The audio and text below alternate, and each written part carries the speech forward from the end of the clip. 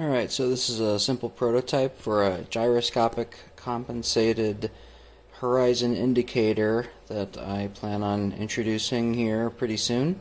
I'm working with somebody to develop a prototype for it, and then hopefully we'll have it available in the coming week or weeks. But as you can see, it's just a simple sensor, just a sensor box with a DC power plug. It comes in from, I have it running off of a P-tap, but it can be made for any kind of cable for input, and it accepts voltage range of a single battery, so anywhere from 11 to 16 volts, with actually some additional room on there. Connects right now via this short cable, but as you can see there's a lock in between, so we'll have it so that you can actually put an extender, so you can have your sensor box located somewhere else. On your sled, or even on a handheld camera or whatever, and then you've got your LED readouts.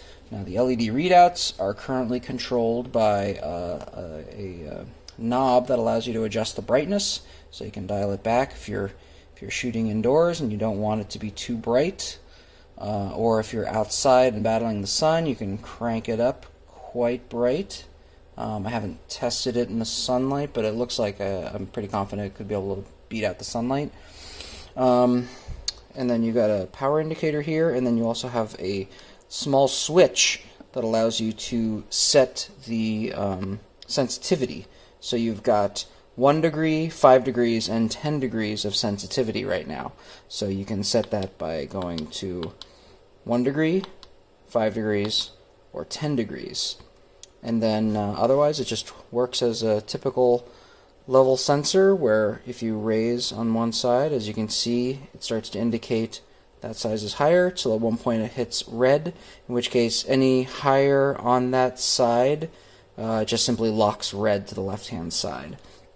Likewise, when it returns back to normal level, it hits the center green one, and then starts to indicate on the other side when the other side rises.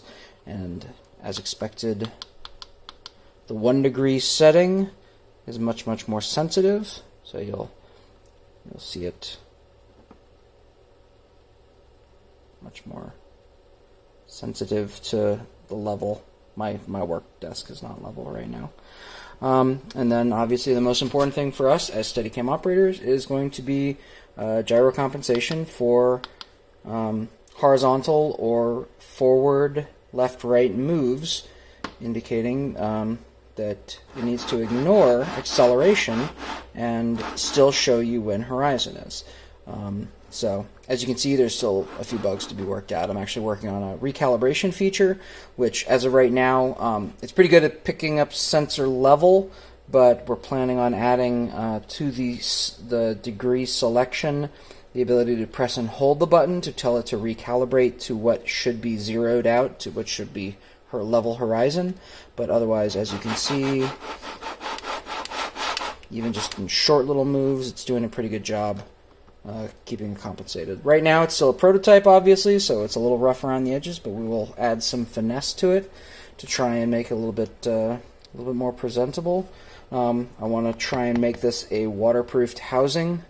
As of right now, it's just a simple 3D printed enclosure, but we'd love to get it a little bit more secured.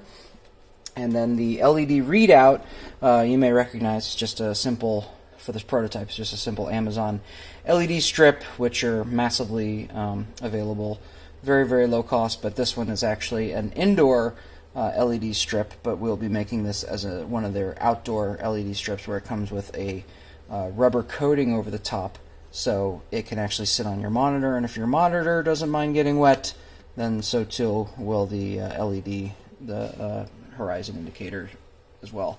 And then also, last note is probably we will be limiting these LED readouts so that you don't have to visually fight for whether the green is brighter than the yellows or reds, because it becomes obvious when axis changes, but you don't want to necessarily look down and have to figure out which one is in fact brighter. So we'll probably change it so that the other LEDs are off, and only the ones indicating